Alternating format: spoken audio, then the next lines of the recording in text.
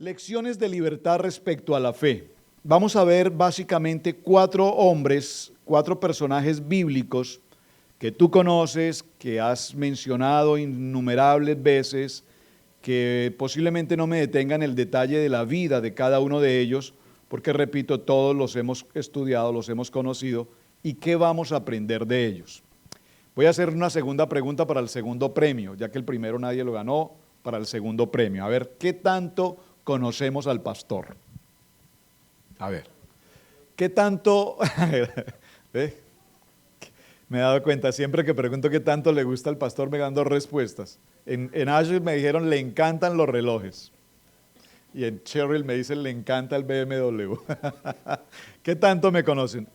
Hay un número que yo les he mencionado que se me presenta en tantas partes, en tantas formas y de tantas maneras, en un documento de identidad, en un permiso de conducción, en una lo que sea, por donde quiera que sea, ese número se me presenta todo el tiempo y ha sido que algo ha pasado en mi vida desde niño. Mi número de identificación en el trabajo, mi número de identificación en el ejército, mi número de identificación por acá, siempre ese número ha sido una constante. A ver, ¿cuál es? No, Luis no participa. ¿Quién más? Todos lo saben. ¿Quién es?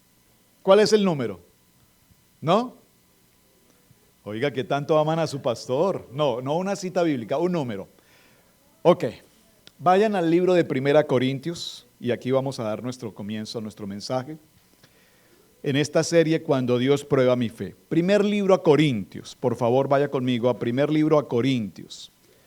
Tome nota porque estaré preguntando. Primer libro a Corintios. Y vamos a tomar en el primer libro a Corintios el capítulo 10 y el verso 11. Ya les cayó la peseta a algunos. 10:11. Mi número, 10:11. 10:11, 10:11. Y cuando busco el 10:11, algo Dios me está hablando, algo Dios me está diciendo. Y hoy quiero compartir 1 Corintios capítulo 10, verso 11. ¿Lo tienen todos, hermanos? En pie un momento, por favor, en reverencia a esta palabra. Padre, bendice, Señor, nuestro tema propuesto para hoy. Sabemos que tú pruebas nuestra fe todos los días. Permítenos, Señor, madurar y enfrentar nuestra fe conforme al carácter y al temperamento y conforme a la fuerza y el poder y la autoridad que el Espíritu Santo de Dios nos da. Señor, enfrente a tantas pruebas y adversidades que a diario tenemos, que nuestra fe se consolide cada día. Amén, amén y amén. Primer libro a Corintios, capítulo 10, verso 11, dice la palabra. Y estas cosas les acontecieron como ejemplo y están escritas para amonestarnos a nosotros, a quienes han alcanzado los fines de los siglos. Amén, amén y amén. Tomen asiento, por favor. Permítame parafrasear este texto. Dice, todo esto les sucedió. ¿A quién? Aquí nos está hablando en el Antiguo Testamento, ¿verdad? O sea, 1 Corintios nos está hablando del Antiguo Testamento, dice. Todo esto le aconteció a los pasados, a todos los héroes de la fe, a todos les pasó, ¿de acuerdo? ¿Para qué? Para que nos sirva de ejemplo a cada uno de nosotros y quede escrito para, dígalo conmigo, para advertencia. Cuando usted le llama la atención a uno de sus hijos, usted le dice, te advierto. El Señor dejó todos estos ejemplos, número 1, para advertencia y número 2, para que nosotros lleguemos a tener un tiempo, dice la palabra, pues a nosotros nos ha llegado el fin de los tiempos. Hay 2 circunstancias con las que nosotros llamamos la atención, advertencia y sanción. ¿Me explico? Cuando le llamamos la atención a nuestros hijos le decimos, mira, te advierto tal cosa, te advierto esto. Pero cuando nuestros hijos incurren en algo que ya se les advirtió, entonces viene la segunda parte. ¿Y la segunda parte cuál es? Voy a decirlo en esta palabra, una sanción, es decir, un castigo, una amonestación. ¿Vamos bien? Así es que vamos a ver dentro de la historia de la Biblia algunos personajes que todos conocemos. Josué, lo tenemos a Josué como un héroe importante en la Biblia y vamos a recordar brevemente quién fue él. Vamos a ver a Sansón, ustedes todos saben quién es Sansón. Hablaremos también de Saúl, todos sabemos quién fue Saúl. Si alguien no sabe alguno de ellos me dice no sé, para entrar un poquito en detalle. pero tenemos a Josué, Sansón, Saúl y a David. ¿Todos los conocemos? ¿Todos tenemos referencia de la vida de ellos? O sea que puedo ir un poco más rápido para ganar tiempo. Veamos un poquito la historia. Josué, vamos a dar comienzo con Josué. ¿Quién fue Josué? Recordemos esto, hermanos. Josué vivió dentro del grupo de israelitas que estuvieron esclavos por 400 años. ¿Todos estamos de acuerdo aquí? A lo largo de 400 años el pueblo de Israel mantuvo esclavitud en Egipto. Y dentro de esa esclavitud, por favor, téngalo presente, estuvo Josué. Cuando Moisés, lo vimos la semana pasada, cuando Dios nos prueba la fe y nos da una visión, siempre nos entrega una visión de algo que es más grande que nosotros. ¿Está conmigo? Dios no quiere que te quedes en cosas pequeñas. Dios quiere que tú avances a cosas muy grandes. Cuando Dios nos pone pruebas para cosas grandes, nosotros decimos, wow, Dios, yo creo que con eso yo no puedo. Entonces Dios dice, eso es lo que yo quiero, que no puedas, porque yo no quiero que tú lo hagas en tus propias fuerzas, quiero que lo hagas en la fuerza y en el poder de Dios. Amén. Yo lo he compartido varios tiempos. Yo recuerdo mi primer día, recién visité una congregación, un hermano pastor se acercó y me dijo, Roberto, quiero que el próximo miércoles lleves la dirección del grupo de oración que tenemos en la casa de tales familias. Yo le dije inmediatamente, le dije, hermano, lo siento, creo que no soy la persona adecuada para esto, perdóneme, pero usted sabe que yo estoy apenas llegando. Yo la verdad es que yo no sé dónde está Génesis, yo no sé ni siquiera los libros de la Biblia, no puedo. Y me dijo, precisamente de eso se trata, porque si tú lo pudieras hacer no te lo pediría. Quiero que lo hagas porque si lo haces en el nombre de Jesús, Él te dará la dirección y Él te dará la fuerza para hacerlo. Amén. Entonces, la mayoría de cosas que nosotros hacemos, hermanos, aquí en este momento, y lo he hablado tantas veces, por favor permíteme repetir tanto esto, la mayoría de nosotros todos los días hacemos las cosas que podemos hacer bajo nuestra propia voluntad. Usted compra una casa bajo su voluntad. Usted compra un auto bajo su voluntad. Usted va y se presenta a un trabajo bajo su voluntad, porque eso es lo que usted puede hacer. Usted está pintando una casa, la pinta bajo su voluntad. Es decir, lo que usted cree que tiene que hacer. Pero ¿cuántas veces nosotros hacemos algo realmente dirigidos por la voluntad de Dios?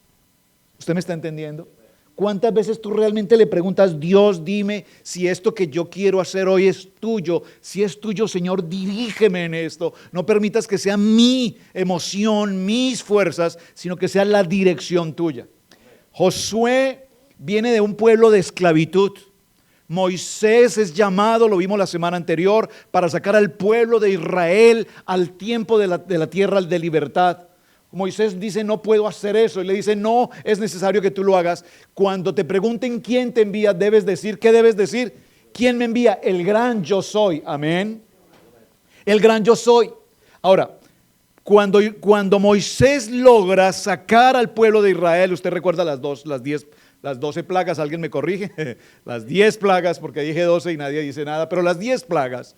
Entonces, cuando las 10 plagas, usted recuerda que sale el pueblo de Israel y Dios hace un milagro extraordinario en la vida de Moisés y en la vida del pueblo, y es que divide el mar rojo, gracias, en dos. Quiero detener este momento, es muy importante. Estoy haciendo una historia que usted conoce. Se divide el mar rojo en dos. ¿Para qué? Para que el pueblo pueda caminar en seco y pasar al otro lado. Dígalo conmigo, a la promesa. Ahora, cuando pasan al otro lado, sale de escena Moisés y aparece en la escena, ¿quién? Josué. Observen, Josué viene de estar en un pueblo de esclavitud, es decir, Josué conoce el dolor, el hambre, la angustia, la esclavitud, el dolor de estar bajo esa condición. Josué es un conocedor de lo que significa ser un esclavo. ¿Está conmigo? Ahora, Josué recibe una ordenanza, una misión de parte de Dios, y es ahora continuar con el pueblo hacia esa tierra prometida. En ese proceso, usted recordará que la historia nos narra cómo también Dios hace otro milagro, y es abriendo ahora ¿Qué abrió? El río Jordán. Por favor, me va a tocar contarles toda la historia o leer el texto. Estoy tratando de enfocarlos en la historia para que usted esté ahí. Ahora, el mismo milagro que se hizo con Moisés con el Mar Rojo, ahora se hace igual con Josué abriendo el río Jordán para que el pueblo pase al otro lado. Ahora, ¿por qué estoy mencionando esto, hermanos? Porque ya en el proceso de Josué frente como líder, viene a enfrentar una guerra para la cual él no está preparado, y es enfrentar a Jericó. Vamos a enfrentar ¿a quién? A Jericó.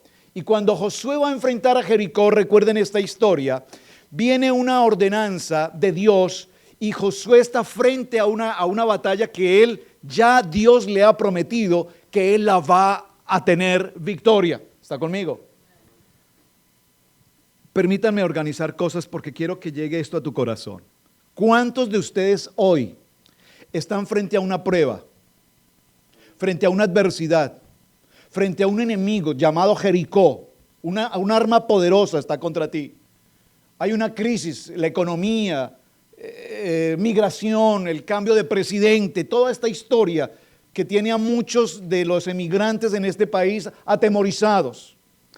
Pero Josué había recibido una palabra de Dios y le dijo: esa guerra que tú vas a tener en Jericó, esa guerra tú la vas a ganar, porque esa batalla no es tuya, esa batalla es mía, dice el Señor. Amén. Ahora me pregunto, por favor, te pregunto, si Dios a ti te dio una palabra, una promesa, y te dijo: no temas, no desmayes, yo estoy contigo, ¿por qué hoy nosotros, sabiendo que Dios nos dio una promesa, tenemos temor de avanzar hacia algo cuando ya tenemos la palabra de Dios?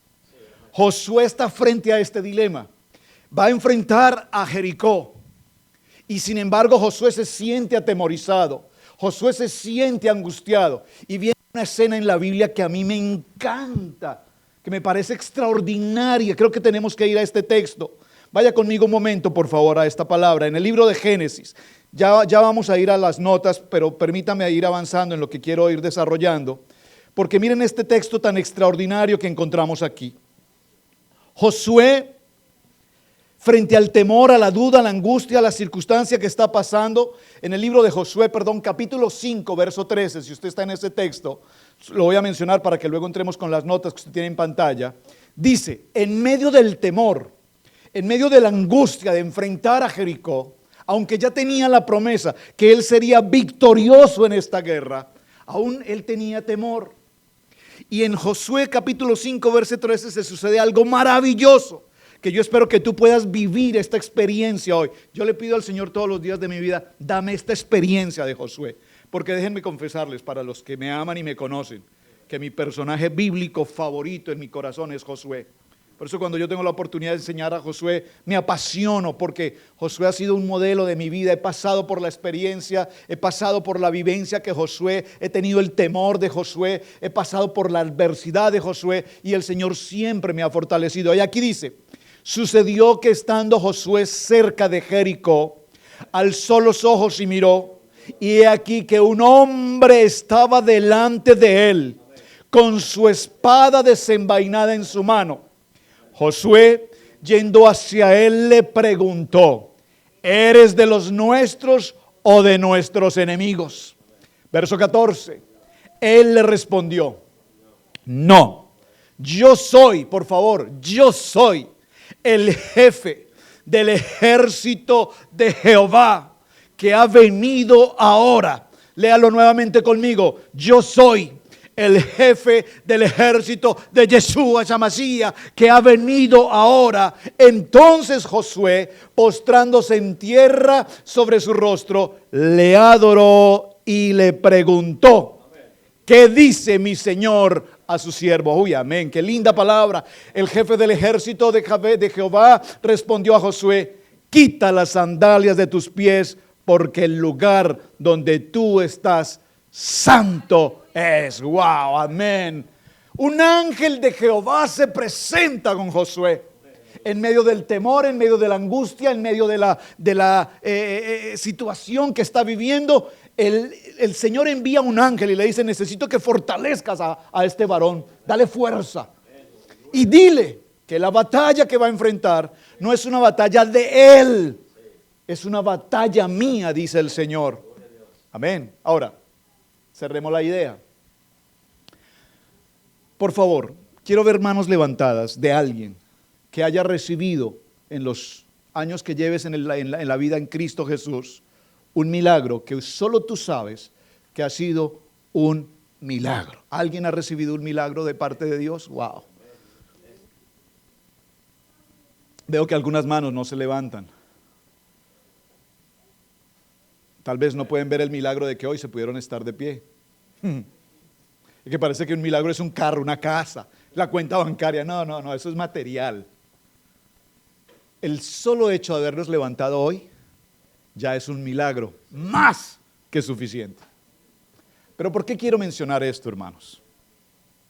Porque Josué vio cuando se abrió el Mar Rojo. ¿Usted cree que eso es normal que pase? Por favor, eso es absolutamente sobrenatural. Amén. Josué vio cómo se abrió el Jordán. ¿Usted cree que eso es natural que pase? Eso es algo absolutamente sobrenatural. Es decir, Josué fue testigo de momentos en los que los muros de Jericó caen a través de la entonación, el sonido de las trompetas, la adoración, la alabanza, el estruendo de la voz en adorar a Dios hace que se derriben los muros de los gigantes. Pero Josué, aún viendo toda esta obra de Dios, seguía teniendo temor. Aún en su caminar había angustia. Aún en su caminar había, tal vez, si me permiten usar la expresión, tal vez alguna depresión en su vida. Se sentía aún temeroso de saber cómo iba a continuar llevando a este pueblo, cómo lo iba a enfrentar. Por favor, dígalo conmigo, Josué es un ejemplo de valentía. Vaya conmigo a Josué capítulo 5, notas allá en sus pantallas. Josué capítulo 5, gracias. Josué capítulo 5, el verso 13. Estando Josué cerca de Jericó, alzó sus ojos y vio un varón que estaba delante de él. Lo acabamos de leer, Josué 6, 27. Y dice, Josué 6, 27, ¿lo tienen? Dice, estaba pues Jehová con Josué y su nombre se divulgó por toda la tierra. Un día aprendimos algo con mi esposa y yo quiero que esta enseñanza usted la reciba hoy. Escúchame esto. Cada milagro que tú hayas recibido en tu vida no lo puedes dejar pasar por alto. Amén. Cada milagro tú debes escribirlo, ojalá al mismo momento en que sucede. ¿Cuántos de ustedes llevan un diario, un devocional, un diario? Escriben sus notas. Saben, mi esposa lleva un diario. Ella coloca en su diario fotografías o pequeños recuerdos de las actividades que hacemos, de los milagros que Dios nos ha dado. Ella coloca detalles en su diario. Y cuando nosotros estamos pasando por ciertas circunstancias, pruebas y adversidades, el Señor nos dice, vayan al diario y vean en el diario cuántas veces yo he estado con ustedes. Para que no se olviden que cuando estuvieron en medio de esa angustia, de esa prueba, de ese dolor, de esa adversidad tan difícil, no olviden que yo estuve ahí. Y si yo estuve ahí en aquel momento, estaré con ustedes hoy y estaré con ustedes mañana y estaré con ustedes cuantas veces sea necesario. Josué parece que por un momento olvidó que Jehová había estado con él en los momentos más difíciles. Pregunto, ¿qué prueba estás pasando hoy, iglesia? ¿Qué prueba tienes hoy? ¿Alguien está pasando por una prueba hoy? ¿Alguien está pasando por una adversidad? ¿Alguien está pasando por un temor? ¿Alguien está pasando por una angustia en su vida? Si alguien está pasando por ese momento, por favor, por un momento recuerda en qué momentos Dios te ha sacado del peor momento de tu vida. Yo recuerdo hace 18 años, cuando llegué por primera vez, o no por primera vez, cuando vine en el momento ya de quedarnos en este país, anteriormente venía por 8 días, 15 días, 20 días, hacía actividades de mis trabajos y regresaba. Pero cuando ya el Señor nos trajo definitivamente a este lugar, y yo lo he mencionado varias veces, recuerdo que al llegar a la línea del aeropuerto, me colocaron en una línea de espera. De todos los pasajeros que había allí, nunca me había pasado, en tantas ocasiones que venía, nunca jamás me había pasado esto. Esta vez pasó y me pusieron en una línea de espera. En ese momento, porque yo ya sabía que nuestro rumbo, nuestra vida iba a cambiar a partir de ese momento, como nunca yo oraba, yo decía, Señor, toma el control de este momento, Dios, no sé qué puede pasar.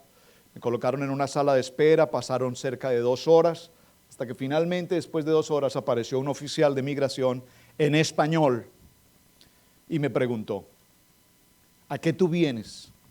Tú has venido en muchas ocasiones, ¿a qué vienes ahora? Y yo tenía que decirle la verdad, yo vengo a trabajar en el ministerio para el cual Dios me ha llamado. Vamos a pastorear una obra.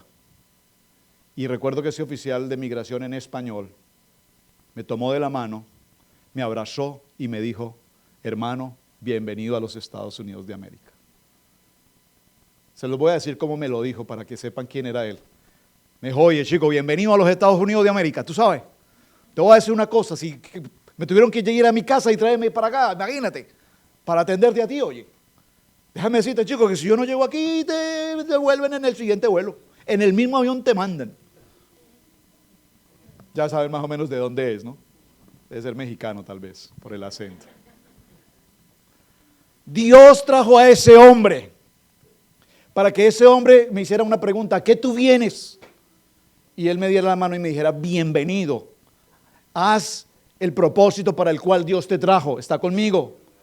Quiero decirte con esto, que eso yo no lo puedo olvidar, porque yo sé que si Dios en ese momento utilizó a todo un equipo de gente que hubo de ir hasta no sé qué lugar a buscar a ese hombre, a ese oficial en español que ya había salido de turno, que no tenía por qué estar trabajando, ir hasta ese lugar, traerlo de regreso, colocarlo en esa oficina para que me hiciera una sola pregunta. Eso es un imposible, eso no lo hacen con nadie, pero Dios lo hizo conmigo. ¿Por qué lo hizo conmigo? Porque Dios me trajo con un propósito. Con esto quiero decirte que cuando tú estás en los propósitos de Dios, tú tienes que prepararte para ver el ángel de Jehová que está delante tuyo.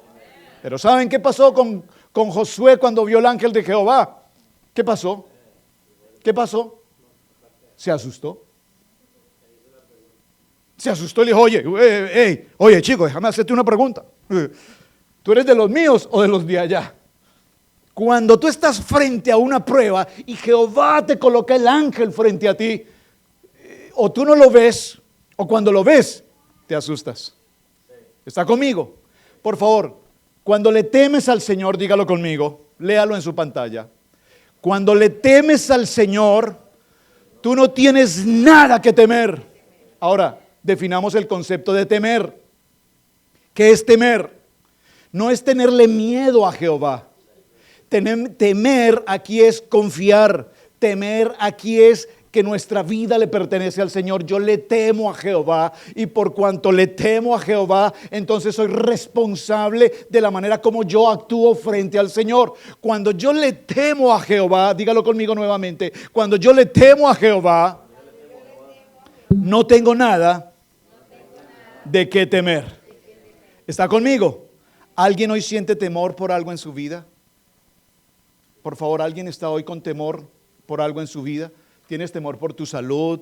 ¿Tienes temor por tu situación financiera? ¿Tienes temor en tu matrimonio? ¿Tienes temor por uno de tus hijos? ¿Tienes temor porque algo está pasando a tu alrededor? ¿Tienes temor por las noticias amarillentas de los noticieros hispanos hablando de lo que va a pasar con migración? ¿Usted tiene temor? ¿Sabe cuánta gente se está yendo de este país aterrorizados? Porque escuchan una noticia amarillenta sin sentido, sin dirección y le provocan pánico al pueblo. ¿Cuántos de ustedes tienen temor? Por favor, si tienes temor, repítelo nuevamente y dilo conmigo. Yo tengo temor de Jehová. Y por cuanto tengo temor de Jehová, no le temo a nada. Porque mi confianza está puesta en Él. Mi confianza está puesta en Jehová. Dígalo conmigo. Ahora, por favor. La enseñanza que aprendemos a través de Josué, número 1, es valiente. Escríbalo en sus notas. Josué fue un valiente porque fue un hombre temeroso de Jehová. Y él entendía cómo enfrentar las batallas. Pero cuando nosotros vemos la historia, unos 300 años después de que el pueblo de Israel había salido de esa esclavitud, después de Moisés, después de Josué, nos encontramos con otra historia maravillosa, nuestro segundo punto. Vemos que el pueblo, y atención que aquí esto me parece interesante, hace unos días o hace unos años, ustedes recuerdan, no voy a mencionar la familia, pero ustedes recuerdan, en México, para los hermanos que son de México creo, tienen esta, yo no sé si es una tradición, si es una cultura, es una ley, yo no sé, pero yo recuerdo que un hijo de esta casa viajó hacia su país a buscar a una pareja que fuera de su mismo pueblo, de su misma ciudad, de su misma, ustedes dicen del rancho, ¿no? Del mismo rancho. Y le trajo y se casó y comieron perdices y son felices, gloria a Dios. ¿Verdad? Y miren qué interesante, ¿por qué estoy mencionando esto? Porque dentro de la Biblia, y para decirlo mejor, el Tanaj o la enseñanza de la Torah nos enseña que ningún hombre de Dios debería casarse con mujer impía. ¿Me explico? Gentil, digámoslo mejor. Es decir, una mujer en Cristo se casa con un hombre en Cristo, amén. Un hombre en Cristo se casa con una mujer en Cristo, básicamente ese es el concepto. Pero aquí hay algo muy interesante, el pueblo de Israel, después de salir de la cautividad, 300 años después, empieza a mezclarse con otras naciones, y por supuesto al mezclarse con otras naciones se sucede algo muy interesante, y es que se mezclan con otras religiones, dígalo conmigo, con otros dioses. Y cuando esos dioses empiezan a tomar lugar al pueblo de Israel, nace todo el proceso de la idolatría a dioses paganos. Dentro de esa historia vamos a nuestro segundo punto, y es la historia de un hombre llamado Sansón. Amén. Sansón, para no entrar mucho en los detalles, usted recordará que nació bajo una promesa de Dios, una mujer estéril. El nombre del papá de Sansón.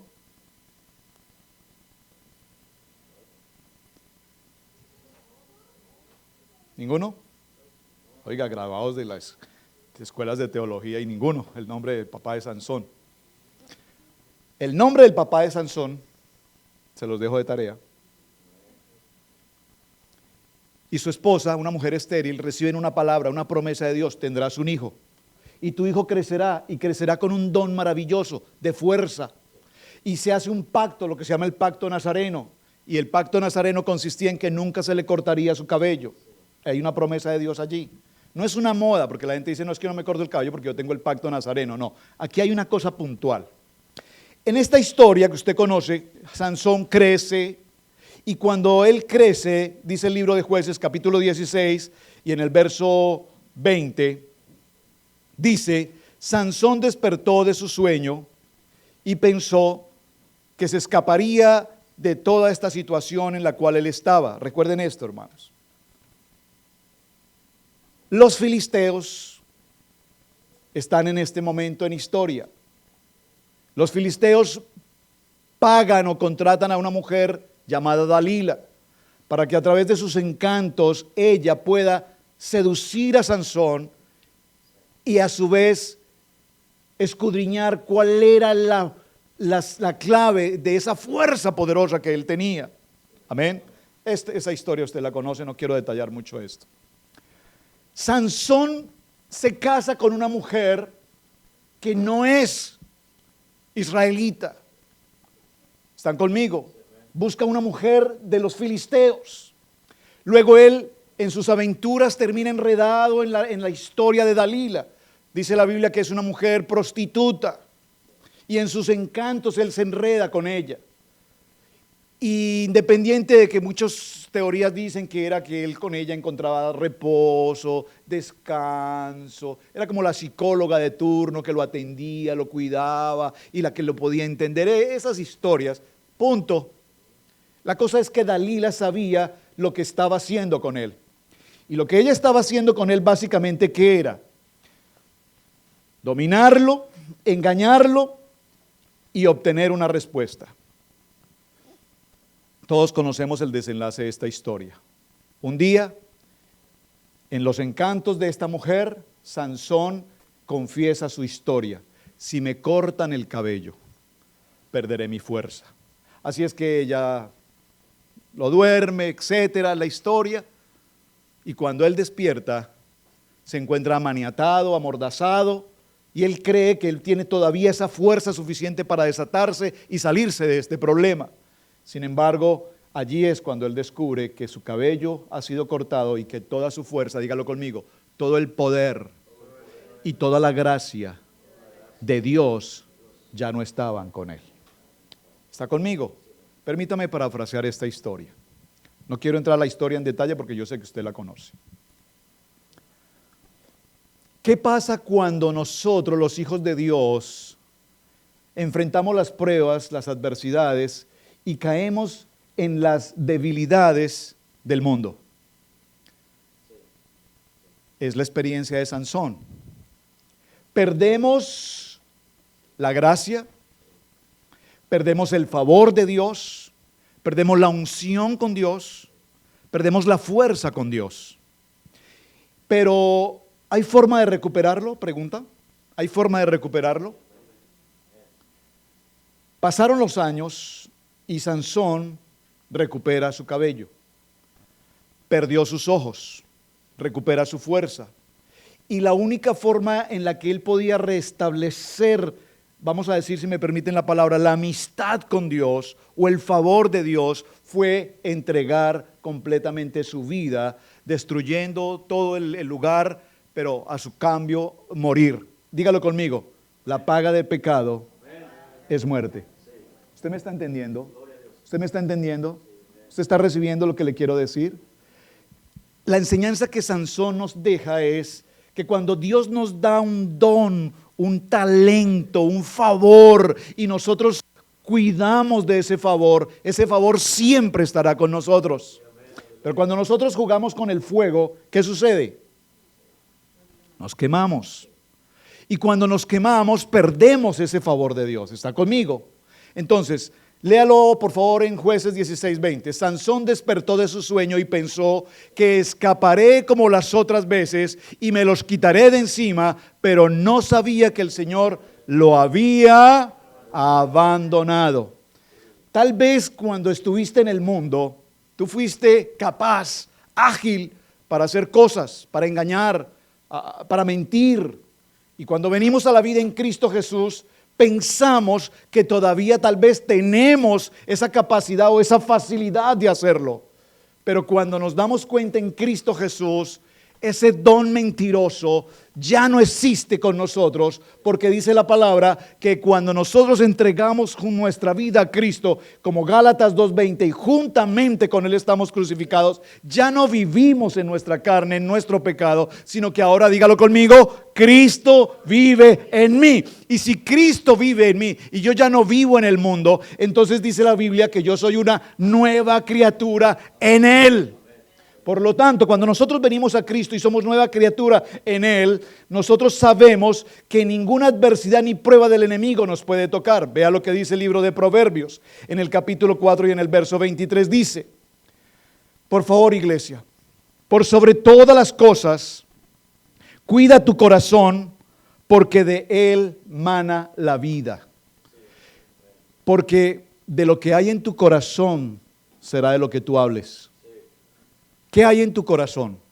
Rencor, odio, celo, egoísmo, vanidad, engaño, mentira. ¿Qué hay en tu corazón? Si en tu corazón, mira que aquí la palabra dice en Proverbios, por sobre todas las cosas, guarda tu corazón. Por favor, iglesia, dígalo conmigo, guarda mi corazón. Porque el corazón es engañoso, dice la palabra. Y el corazón del hombre, si está alimentado de contaminación, contamina. Pero si el corazón del hombre está alimentado del poder de la palabra, viva, presente, eficaz, entonces edificará para bendición. Por eso cuando nosotros hablamos, fíjate que la palabra dice guarda tu corazón. Cuando nosotros hablamos hablamos para bendecir. Por favor, creo que lo hemos repetido 1000 y una vez. Cuando nuestros labios se habla, iglesia, usted habla para bendecir. Usted habla del hermano, hable para bendecir al hermano. Hable para bendecir a su hermano. Nunca hable para maldecir o decir mal de su hermano. Nunca hable para decir mal de su iglesia. Nunca hable mal para decir mal de su país, que es tan lastimoso cuando nosotros vemos las noticias de nuestros países y decimos, es que ese presidente que tenemos en México, ese presidente que tenemos en Colombia o en Costa Rica o en Guatemala o donde sea, es que no. Nosotros tenemos que hablar con bendición de la persona cualquiera que sea. Dígalo conmigo, guarda mi corazón, Señor. El libro de Gálatas capítulo 5, verso 1 dice, Cristo nos libertó para que vivamos en libertad. Por lo tanto, manténganse firmes y no se sometan nuevamente al yugo de la esclavitud. Si tú has pasado por una experiencia de pecado en tu vida anterior a Cristo y hoy eres libre en Cristo Jesús, no puedes volver a tu condición de esclavitud. Dígalo conmigo, porque el Señor me ha hecho libre. ¿Qué nos enseña Sansón en su historia? Dígalo conmigo, nunca descuidaré la gracia de Dios. Y la enseñanza que el Señor nos da es que cuando descuidamos la gracia de Dios, Él nos abandona. Amén. Número 3 en la historia, otro personaje que creo que tú conoces muy bien. Saúl, dígalo conmigo, Saúl. Sabemos que Saúl fue precisamente el primer rey de Israel. Primer libro de Samuel capítulo 15 nos narra toda esta historia. Pero recordemos que en 1 Samuel 15, 1 al 35 en esta historia, no la voy a leer toda. Usted recordará que Dios le da órdenes específicas a Saúl y le dice que debe ir a un lugar determinado y enfrentar a los amalecitas. ¿Recuerdan los amalecitas? Eran un grupo de personas que habían sido enemigos de Israel desde sus primeros días en el desierto. Habían sido enemigos por más de 150 años. Y le dice Dios, quiero que vayas y erradiques a estas personas. Y le da las instrucciones específicas, determinadas. Y le dice, no puede haber ninguno preso. Por favor, le dice el Señor, le ordena, sacrifica todo el ganado, todos los animales en aquella batalla. Y además le dice que debe esperar al profeta Samuel para que sea él quien ofrezca el sacrificio después de esta batalla. Usted recuerda la historia. ¿Qué hizo Saúl? Saúl hizo parcialmente lo que Dios le dijo. Por favor, dígalo conmigo. Decisión selectiva. Oh, esta frase está tremenda. A alguien le va a hablar el Señor aquí con esto. Dígalo conmigo, decisión selectiva. Miren, Dios le dijo, ve a ese lugar, acaba con los amalecitas, ni los animales, ni el ganado, nada puede quedar con vida. Acaba todo, absolutamente todo. ¿Qué hizo Saúl?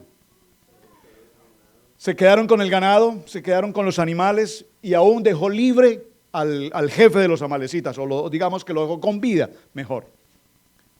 Además, terminada la situación, usted recordará que llegó el momento del sacrificio y sucede que no llegó en ese momento el profeta.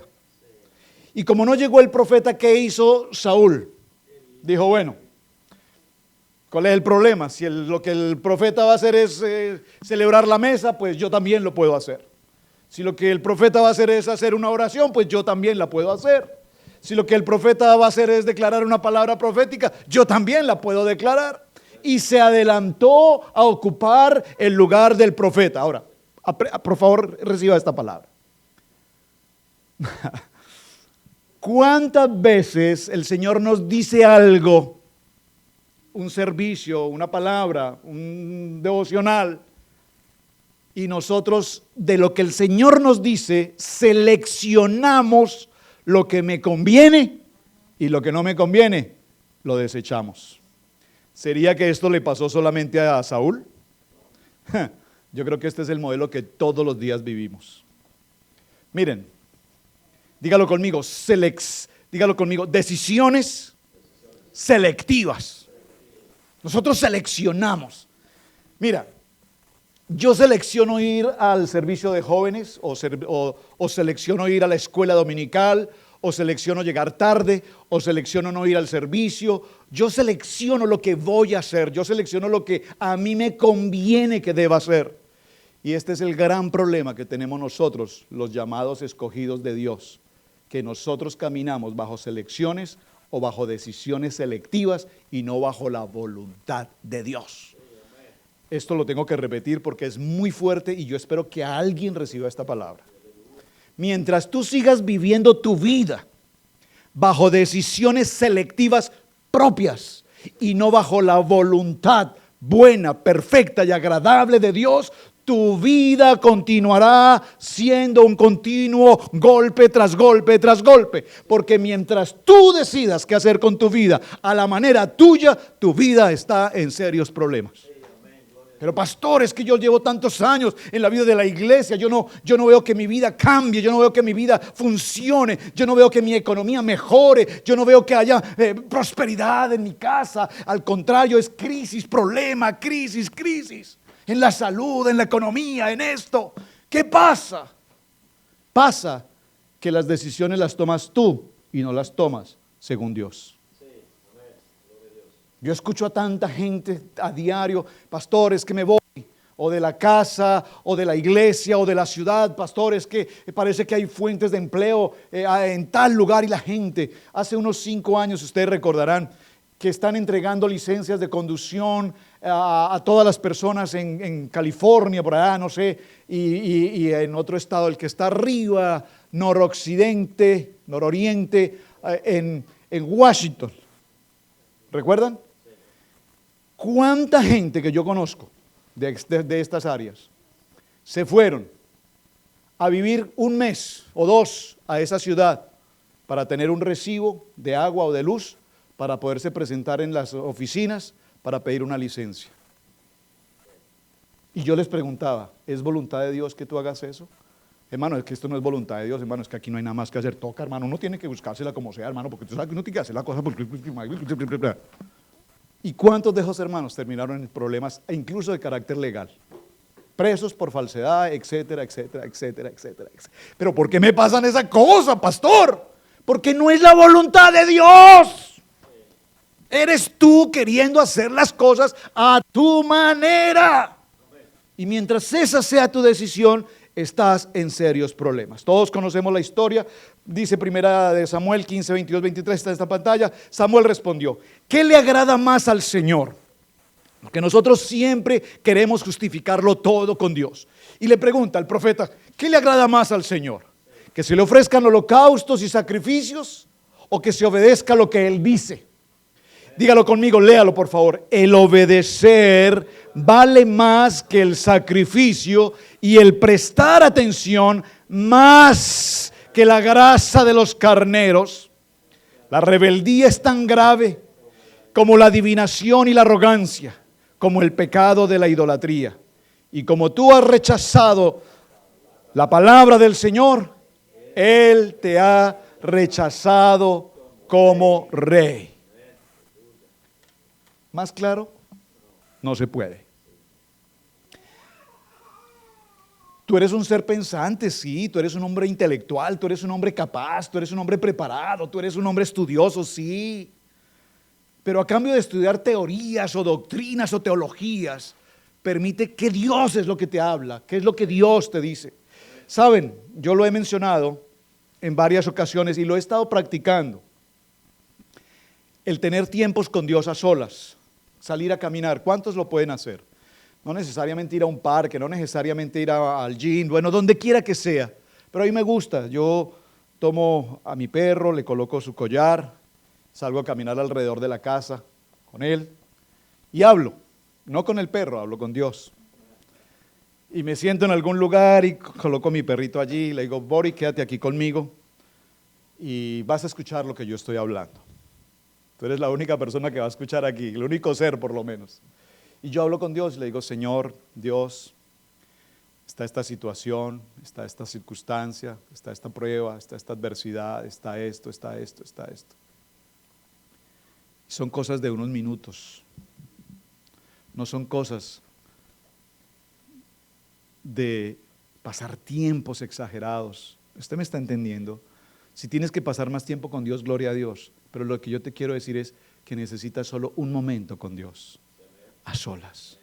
Y decirle: Señor, tomé una decisión equivocada, me apresuré en esto, hice algo que no era lo que yo tenía por hacer. Dios, por favor, Señor, háblame a mi corazón, perdóname si en esto me equivoqué. Y tener ese momento con Dios. Porque un día este profeta, o este rey mejor, decidió, dígalo conmigo, por soberbia, a tomar sus propias decisiones. Y sus propias decisiones, dígalo conmigo, la soberbia lo llevaron a perder la dirección de Dios. Miren este texto. Jonás, capítulo 2, yo se los voy a leer. Jonás, capítulo 2, verso 8. Digo que se los voy a leer porque a muchos les va a costar un poco llegar a Jonás. Algunos dirán: Jonás, yo ni sabía, yo lo único que supe fue que lo comió una ballena. No, Jonás, yo sé. Los que siguen a ídolos vanos abandonan el amor de Dios. Dígalo conmigo, yo no puedo seguir ídolos vanos. Por favor, ídolos vanos aquí no son imágenes necesariamente. Ídolos vanos aquí son tus propias fuerzas. Es que yo sé que esto yo lo puedo hacer. En mi país yo lo hacía así y funcionaba. En una ocasión vino un amigo colombiano, muy querido. Estábamos en un proyecto en una empresa. Nos juntamos con la Cámara de Comercio en Charlotte. Allí trabaja una señora colombiana, hoy incluso es la directora de la Cámara de Comercio. Y yo recuerdo que la llamé porque tengo pues cierta, no amistad, la conozco básicamente de saludo. Y le llamé y le pedí que me diera una cita. Y muy querido, yo como colombiano me acerqué al teléfono y le dije: ¿qué posibilidad tenemos de pasar por tu oficina, tomarnos un cafecito? Y queremos hacerte una consulta. Eso es un término y una expresión mía colombiana. ¿Podemos pasar por tu oficina y tomarnos un cafecito? Y me dijo: lo siento, yo no tengo tiempo para café, soy una persona supremamente ocupada. Dígame qué necesita. Y yo dije así: esta señora, ¿por qué me contesta así de serio? A los pocos días la encontré en una reunión y le dije: qué pena, discúlpame, no quise lastimarte con la llamada que te hice. Me dijo: no, pastor, es que usted tiene que entender que en este país los cafecitos y las reuniones sociales no existen. Usted me puede enviar un correo electrónico, yo con mucho gusto lo contesto. Diga en qué le puedo servir. Usted me está entendiendo. En este país nuestra vida no es la vida de nuestros países. Aquí hay cultura, y aquí hay normas, y aquí hay formas, y hay procedimientos que tenemos que cambiar. Eso es en cuanto a nuestra vieja manera de vivir. Pero en este texto tenemos normas, pasos y procedimientos de la nueva vida en Cristo Jesús, por la cual nosotros tenemos que vivir. ¿Está conmigo? Entonces dígalo conmigo en esta frase: no es como Saúl quiere. Solo que cámbiame al Saúl, dígalo: no es como yo quiero, sino es como Dios dice. Y como Dios dice, siempre es más difícil. Como Dios dice, siempre será más difícil. Vamos a nuestro cuarto ejemplo. David. Un ejemplo que todos conocemos. Cuando nosotros escuchamos de David por primera vez, lo recordamos como un niño en los campos, cuidando las ovejas. Después viene el profeta, viene a seleccionar un rey, escoge entre todos los hijos, hermanos, y el último en ser llamado en la selección es David. Así rápidamente la historia. Pero cuando realmente empezamos a escuchar el nombre de David con fuerza, lo empezamos a escuchar cuando David derriba al gigante. Allí hay una canción que por ahí cantamos con frecuencia. David, dice, ¿cómo es que dice? Saúl mató a sus 1000, David a sus 10,000. Pero allí mismo notamos que había una poderosa envidia o celo sobre la vida de David. David empieza a tener una vida de gloria, se convierte en el segundo rey de Israel, tiene autoridad, riqueza, sabiduría, reconocimiento, su reino crece de manera sobrenatural, es un hombre protegido por Dios y es un hombre lleno de tantas y tantas bendiciones como ningún otro. Pero hay una escena interesante. Trate de imaginar la escena. Un día cuando los hombres van a la guerra o estando en plena guerra, David está en su castillo con todas las comodidades posibles, pero se encuentra solo, abatido y, voy a decirlo en una palabra un poco más castiza, aburrido. No tenía wifi en ese momento, estaba fuera de las redes sociales, se sentía desconectado, se sentía solo. De pronto, David se acerca a su balcón. Y usted conoce la historia. En el balcón o desde el balcón él ve a una mujer bañándose, desnuda. La ve muy bella, cuando él había tenido miles de mujeres, pero esta era la más bella que seguramente había visto alguna vez. O tal vez es que cuando se siente tan aburrido la vio más bella que nunca. Y usted conoce la historia. La llama, una mujer casada, esposa de Urías. Urías está en la guerra, un amigo de David, viene esta mujer a su casa, él la toma, etcétera, etcétera, etcétera. Cuando se viene todo el problema ya en embarazo, se decide traer a su esposo de regreso para que él pueda estar con su esposa. Sin embargo, un soldado fiel dice, no puedo estar con ella mientras mis amigos y mis hermanos están en guerra, yo tengo que estar frente a ellos, con ellos, etcétera, etcétera. Hasta que finalmente decide David que la única forma de solucionar el problema es matar a Urías, el esposo de Betsabé. Todos conocen la historia, ¿verdad? Hice una historia muy extensa en 2 segundos.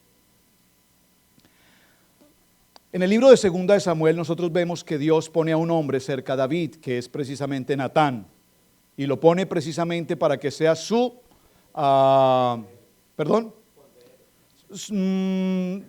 su consejero. Hay una palabra más cercana que consejero, su mentor, gracias. Natán es el mentor de David. Y la Biblia nos dice que Natán empezaba a hablarle a David y a explicarle cuántas cosas él estaba haciendo que pudieran estar fuera del lugar. Amén. Recordemos que Dios le había hecho promesa a David. Dios le prometió a David algo que es sobrenatural. Escúchame esto, iglesia. Dios le dice, David, de tu descendencia vendrá el Mesías. Ahora la pregunta es, aquí David está frente a un grave pecado. Homicidio, tal vez no autor material, autor intelectual, adulterio. Y sin embargo, del corazón de David, Dios decide que de ese linaje vendría el Mesías. Yo quiero ir despacio en esto porque aquí hay una interrogante muy grande. Por favor,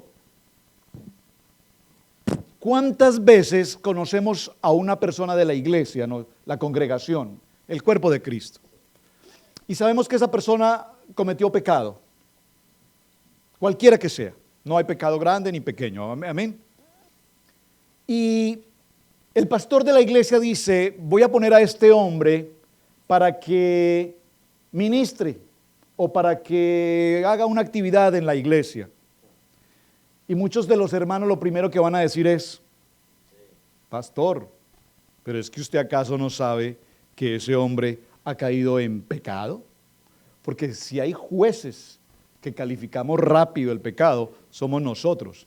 Porque nosotros somos expertos en mirar la paja en el ojo de la persona, pero no la viga que tenemos en nuestro ojo. Y este es el mismo ejemplo. David ha pasado por pecado. Sin embargo, Dios, por favor, escúchame esto. Sin embargo, el amor de Dios es más grande que la justicia del hombre. Por lo tanto, el amor de Dios perdonará todo pecado. Yo tengo que repetir esto. El amor de Dios es tan grande que va a permitir perdonar todo pecado. ¿Sabes? Yo tengo que repetirlo porque alguien tiene que decir amén aquí en este lugar. El amor de Dios es tan grande que va a permitir que cualquiera que sea tu pecado, Dios lo va a perdonar. Prender empujados. Igualitos a un carro que yo tenía en mi país, hay que empujarlo. Funciona con una pila, ¿no? 4 atrás empujando. Por favor, yo quiero que entiendas esto. Todos sin excepción hemos pecado. Pero el peor enemigo que tenemos y que nos juzga y nos condena por el pecado no es Satanás, somos nosotros mismos. Nosotros mismos nos sentimos acobardados, condenados. Y el Señor dice, así como David también pecó y así como David también falló, es más grande mi amor por David, tan grande que aún del linaje de David será llamado el Mesías, Salvador del mundo. ¿Están conmigo? Wow, por favor, alguien dígame un amén.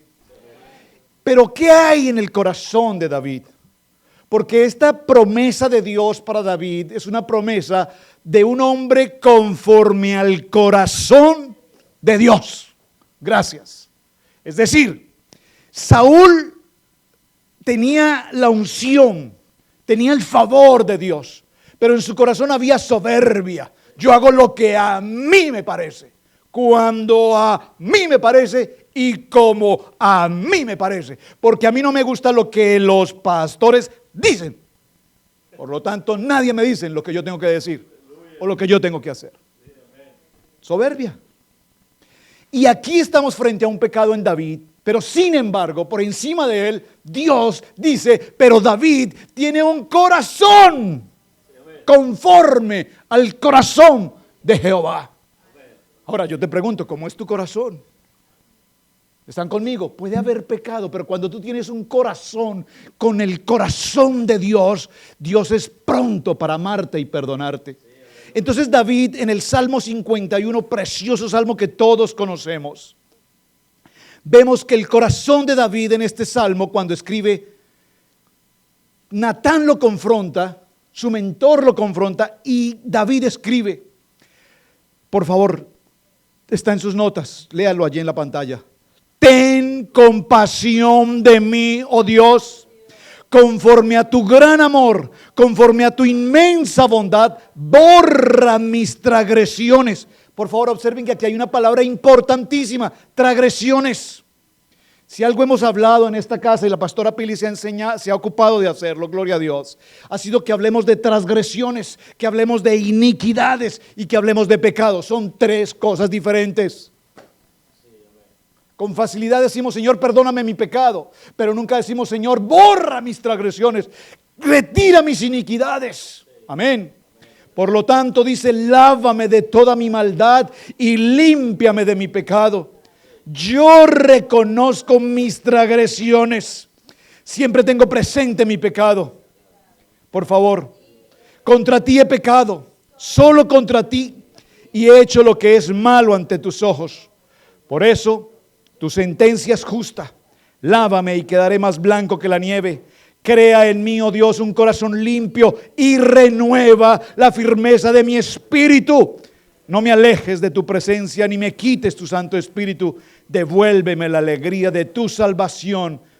Que un espíritu obediente me sostenga. ¿Alguien lo puede decir más fuerte? Que un espíritu obediente me sostenga. Señor, líbrame.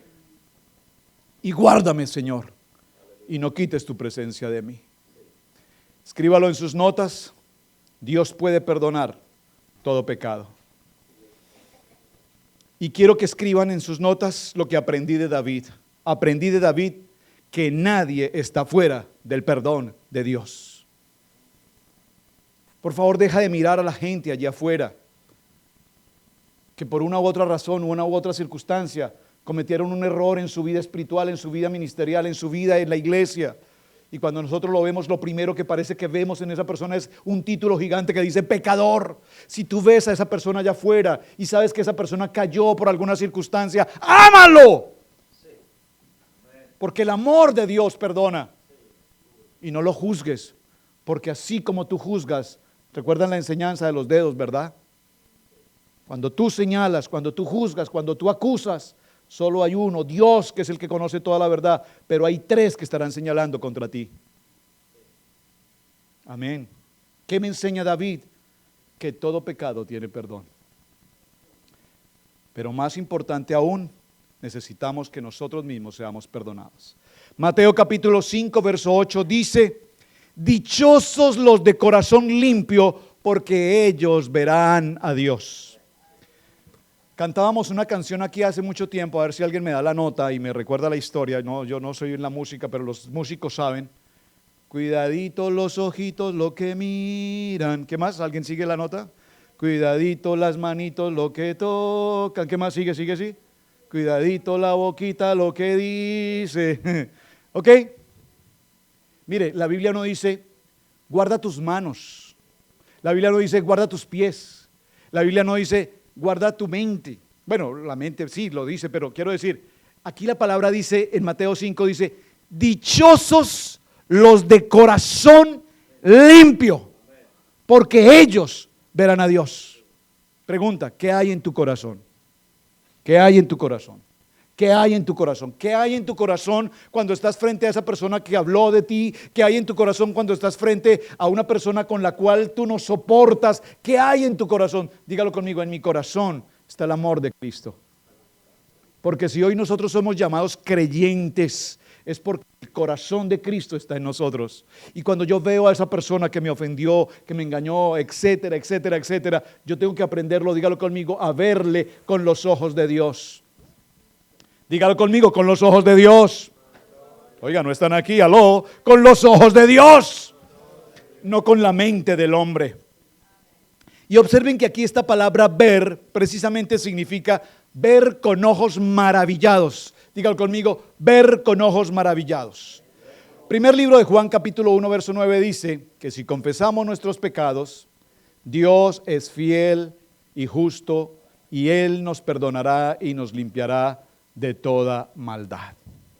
Proverbios 4:23, por sobre todas las cosas, iglesia, por sobre todas las cosas, varón, por sobre todas las cosas, mujer, por sobre todas las cosas, joven que estás hoy aquí, dice la palabra, por sobre todas las cosas, cuida tu corazón, porque de él mana la vida. Porque David tenía un corazón conforme al corazón de Jehová. Por eso el Señor le habló y perdonó su pecado. Pero detengámonos un poquito en esto, solo para mencionarlo. En el corazón de David hubo arrepentimiento. Dígalo conmigo, arrepentimiento. Porque una cosa es que tengamos un pecado. Otra cosa es que confesemos nuestra transgresión. Pero una cosa muy distinta es que haya arrepentimiento. Ese arrepentimiento es una cosa totalmente personal e íntima tuya con Dios. Amén. Es algo que solo tú y Dios, solo tú y Dios. Aquí no hay intermediarios, aquí no hay abogados, aquí no hay intermedios que usted pueda utilizar, solo tú y Dios en un arrepentimiento genuino, en un arrepentimiento total. Mire, el apóstol Pablo, y cerremos aquí esta historia, el apóstol Pablo en el libro de Romanos capítulo 7 tuvo la misma lucha. Señor, queriendo hacer el bien, terminó haciendo el mal. ¿Recuerdan esa historia? Señor, yo quiero bendecir y no lo puedo hacer. Señor, yo quiero dar y no puedo dar. Señor, yo quiero ayudar y no ayudo. Tengo unas ganas de ayudar en la iglesia, pero Señor, yo me las aguanto, Dios. Señor, Pablo también tenía esa lucha y lo narra, Romanos 7:15 nos narra esa historia de la lucha que todos tenemos. Pero lo más importante en todo este proceso, mis amados, es que nosotros recordemos que en nuestro corazón hay un legítimo y auténtico arrepentimiento. Iglesia, pregunta, ¿estás pasando hoy por una prueba, una adversidad, algo que humanamente sientes que es difícil de soportar? Entonces, hemos visto 4 modelos. Josué, valentía. ¿Qué nos enseñó Josué? Dígalo conmigo, a ser esforzados y valientes. Dígalo conmigo, a ser esforzados y valientes. ¿Qué nos enseñó la lección de Sansón? Nos dio una advertencia que no nos podemos descuidar. No nos podemos descuidar en hacer las cosas que no son las cosas que Dios quiere para nosotros. ¿Qué aprendimos a través de Saúl? Que nunca podemos descuidar la gracia de Dios. Hay una corrección, gracias. Hay una corrección, nunca olvides ni descuides la gracia de Dios. Hay una advertencia allí. ¿Y cuál es la enseñanza que tenemos a través de David? Que David es un ejemplo de arrepentimiento. De arrepentimiento. Y cuando nosotros sabemos que tenemos un corazón arrepentido con el Señor, sabemos que tenemos el favor de Dios. Amén. Estemos en pie, por favor. Padre amado, yo te doy gracias en esta tarde. Sé que el tiempo es breve y es tanto lo que tenemos por mencionar a través de estos 4 modelos, Señor. Pero gracias por esta primera palabra preciosa de Corintios, en el capítulo, 1 Corintios en el capítulo 10, 11. Todo lo que sucedió, Señor, desde antes, se escribió precisamente para que sirviera de ejemplo y quedó allí redactado, escrito como advertencia a cada uno de nosotros, para que lleguemos a estar en una perfecta coinonía en la voluntad contigo, Señor. Padre, diariamente doy pasos en mi propia fuerza, en mi propia voluntad.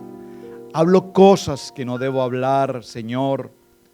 Tomo decisiones en el pensamiento humano, en el pensamiento de hombre, en mi cultura, en mi raíz humana. Pero dejo de lado, Señor, el poder sobrenatural de Dios sobre mi vida. Padre, permíteme cada paso que dé, cada decisión que deba tomar, consultarla contigo. Háblame, Señor, con una voz audible a mi corazón. Enséñame, Señor, cada día una comunidad, una comunión contigo, una relación personal contigo cada día más cercana, más estrecha.